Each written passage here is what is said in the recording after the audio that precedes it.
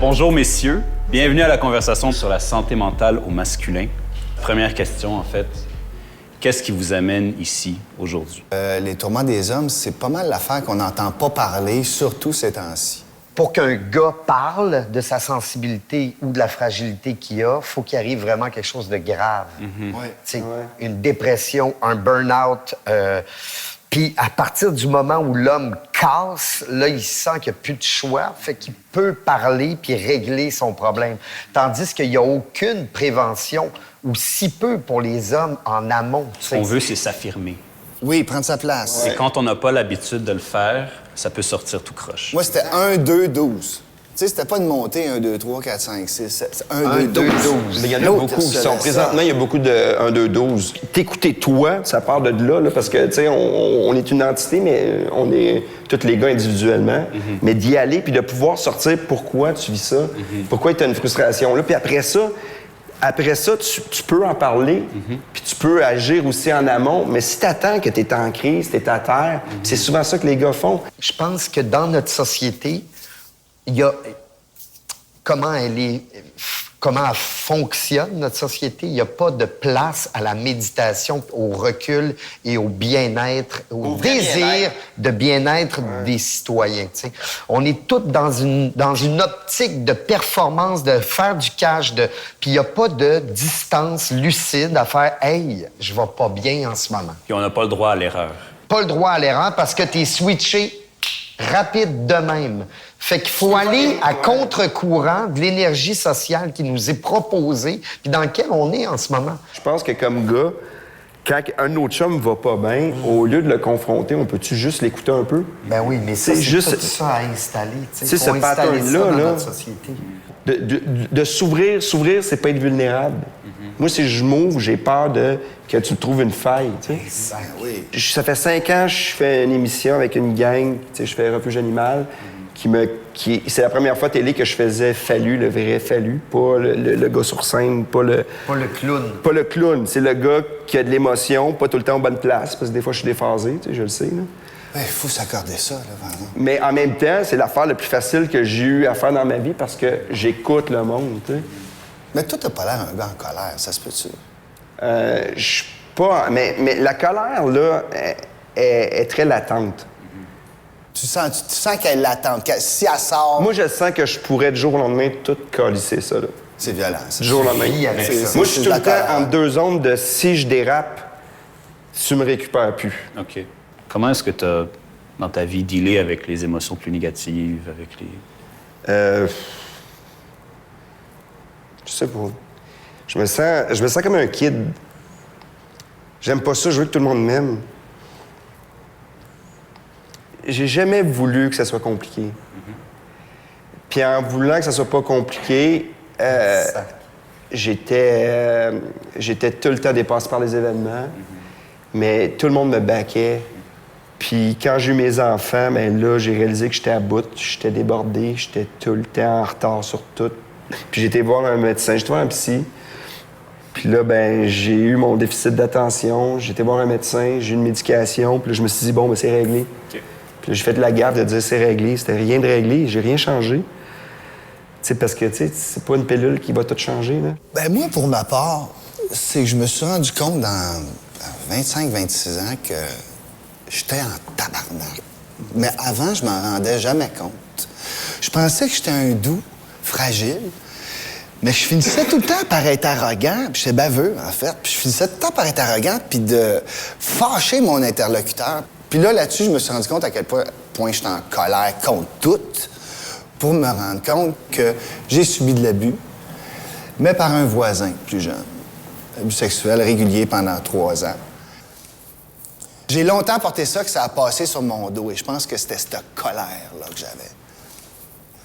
Fait que j'ai comme encaissé ça, Puis un jour, quand je me suis rendu compte que oui, j'étais tout le temps en crise, contre tout le monde, je suis rentré en thérapie, j'ai commencé à mettre le doigt dessus.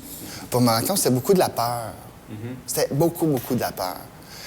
Puis c'était de la peur de me faire agresser constamment. Si tu levais le ton, si juste tu levais le ton un peu, quand je me mettais à me débattre, c'est là que je disais que je faisais 1, 2, 12.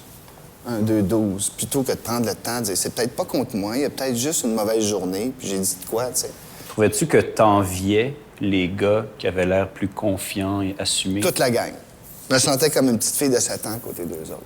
Je disais, qu'est-ce qu'ils ont qui sont plantés quand moi, je me sens tout le temps de Ils même. devaient te déstabiliser, ces gars-là. Hein? Oui, puis je comprenais pas où je devenais en compète tout de Mais suite. tu sais, dès du moment où tu travailles sur toi, puis que tu réussis à comprendre les affaires, puis à t'accepter, puis à prendre le petit gars dans tes bras au lieu d'y donner une volée, t'arrives, puis tu réalises, comme Fabien, comme toi, Steph, qu'on est enveloppant, on est des personnes avec une intelligence Plus généreuse émotive, que tu veux le laisser- je veux le laisser oui. paraître, ouais. Puis tu réalises que tu es réconfortant, mais pour la bonne chose. Tu sais, on se connaît depuis 25 ans, on s'est rencontrés. Puis Nico était le happy guy. Puis même des fois, à l'époque, je disais « Comment tu vas? » Puis là, tu faisais une toune. Puis je faisais « Non, mais comment tu vas? » Ouais. Puis il me répondait pas. Puis on avait une belle amitié, mais il y avait comme un mur parce que moi, je suis coupé de mes émotions. Parce que moi, j'essaie que tout soit correct, que tout le monde soit heureux. Puis on était dans 2 murs, fait qu'on s'est suivis tout le temps à côté. Ouais. Content de se voir, mais de... Pas capable de rentrer dans le vrai sujet. Parce que on c'est était dur, tout le ce temps, côté-là, tu sais. Ben moi, comme Fabien, j'ai jeune appris à avoir peur. J'avais peur. J'étais un peu heureux, très peur. Ce qui m'a amené, j'ai fait beaucoup de sport amateur. J'étais sur l'équipe canadienne de gymnastique artistique pendant l'adolescence, sport-études, drillé, 40 heures de gym par semaine, 3 heures d'école par jour max, tu sais, puis de l'entraînement. Puis à 18 ans, j'ai lâché parce que j'étais plus capable. J'étais plus capable. Je me suis retrouvé avec un vide immense que je traînais depuis que j'avais 3, 4, 5 ans. J'ai remplacé ce vide-là par l'impro au cégep. Tu sais, les applaudissements ont rempli ce vide-là, ma peur, tu sais, mon anxiété généralisée, les applaudissements.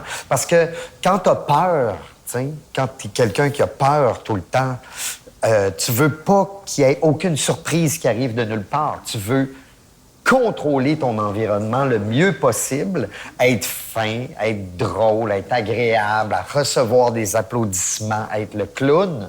Là, je pouvais charmer, séduire, mais tout ça fait en sorte que tu te protèges du fond que tu as de peur immense, tu sais. Puis à l'époque, je travaillais dans un bar pour payer mes études, puis je suis tombé dans dope. Fait que la dope a remplacé les applaudissements jusqu'au moment où c'était dangereux pour ma santé, tu sais. Puis je me suis rendu compte que c'était un problème, premièrement, comportemental, puis c'était un problème aussi neurologique, tu sais. C'est un débalancement cérébral, que j'étais un anxieux sévère depuis l'enfance, puis que j'étais un phobiaque social aussi, tu sais. J'ai fait des cures de désintox, j'en ai fait, puis celle qui a marché le mieux, c'était une cure comportementale, psychiatrique, en fait. OK. Trouves-tu que d'avoir traversé ces épreuves-là, ça t'a aidé en tant qu'artiste? Non, parce que je me retrouvais dans des premières, puis je m'exigeais d'être dans des premières, puis d'être de bonne humeur, puis man, c'était tellement pas naturel d'être, puis ça m'en demandait tellement qu'il fallait que je boive 3 pintes de bière pour me mettre à niveau, puis être correct, puis dès que je buvais 3 pintes, ben là, je faisais de la cocaïne, tu sais. Fait que non, ce métier-là m'a amené par la bande d'accepter mon anxiété, ma phobie sociale, d'accepter que je suis un petit cul de 5 ans, tu sais. Qui a peur. C'est parce que c'est avec cet enfant-là qu'on C'est avec joue, lui hein? que tu vas Mais c'est avec mentir. cet enfant-là, c'est notre talent, il est dans cet enfant-là aussi. Exact. Fait qu'on peut pas l'étouffer, on a besoin pour... Mais là, je le fais à jeun, tu sais. Je me rends compte que dans notre métier, c'est où il y a le plus d'hommes et de femmes failés au pied carré. Quand je dis failé, je parle pas là, je fais un rattle sur le cœur, là, que j'appelle. Un petit qui fait que... on est tous un peu de même. Selon moi, c'est quand on est un peu de même qu'on peut frôler le génie. Comprends-tu? Quand je suis stable et tiède, mes idées sont stables et tièdes. Quand je m'en vais dans mes extrêmes ou quand je reviens, c'est là que je trouve des affaires.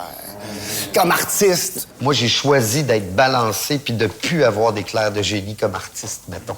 Ah, pour de vrai, parce que oui. moi, là, honnêtement, là, Moi, ma santé émotive, ma santé d'envie était un dossier de vie ou de mort. T'sais. Fait que j'ai pas eu le choix de plus toucher à ces zones-là. T'sais. J'ai tellement été noir ou blanc toute ma vie depuis que je suis petit cul que là, de toucher le beige... Le beige ou le tiède. Le tiède?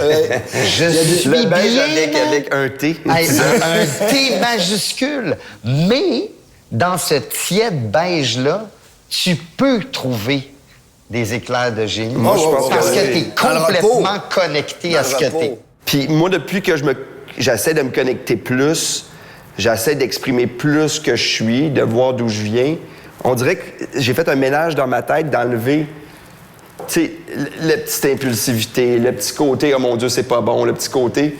Puis j'ai comme un laisser-aller. Mais c'est dur de faire ça, un laisser-aller, parce qu'un laisser-aller, si le monde n'aime pas ça, il aime pas ce que t'es vraiment. Puis là, ben j'ai recommencé à prendre... j'ai recommencé à la base de prendre une thérapie en groupe pour parler des problèmes de TDA. Moi, je suis pas H. Puis là, j'ai vu du monde comme moi qui vivait les mêmes problématiques puis les mêmes angoisses, parce que l'angoisse de quelqu'un qui est pas structuré puis qui est tout le temps en retard, là, t'es épuisé. Moi, pour le problème de colère, ça a été les arts martiaux. Quand j'ai découvert ça, je suis rentré là-dedans comme une tonne de briques. La médication m'a aidé et l'analyse. C'était de me faire valider par quelqu'un qui me dit « T'as raison de te sentir de même avec ce que t'as comme bagage. » La chose la plus importante, c'est d'être curieux envers soi-même. T'sais. Tu te sens mal, va voir pourquoi, puis reste dans l'action. Tu vaux la peine de mieux aller. C'est pas normal de mal aller. Vas-y seulement avec l'intention d'aller mieux. Exactement, puis ça prendra le temps que ça prendra. Puis comme disait Bill Hicks, it's a ride. La vie est faite pour ça, est faite pour être curieux. Il y a 20 000 affaires que tu peux faire. Reste dans l'action pour essayer des affaires. C'est correct si ça marche pas du premier coup. Non! Continue d'essayer. C'est mieux si ça marche pas du premier coup. Si ça marche du premier coup, pose-toi des hosties de questions, man. Le seul conseil que je peux dire, puis je suis pas un gars de conseil, mais attends pas que ça aille mal. Enlève les petites phrases clichés de ta tête, parce que tu vas perdre du temps dans ta vie, tu vas perdre du temps dans tes investissements, que ce soit professionnel, émotif, avec ta famille, tu vas passer à côté de quelque chose, peut-être avec tes parents, puis ils seront plus là, puis tu le régleras pas. C'est prendre le temps, ça fait mal, mais câline que ça fait du bien.